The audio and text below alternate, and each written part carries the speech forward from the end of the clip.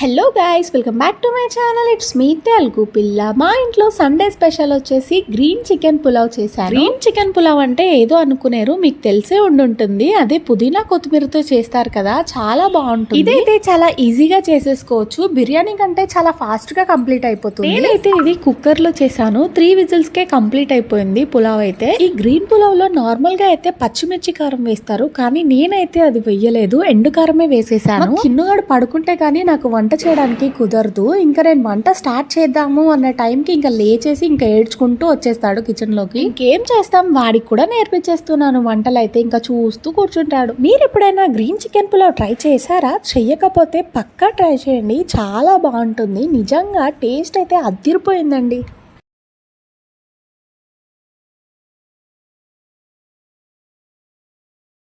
Please do like, share, subscribe to It's Me Telugu Pilla.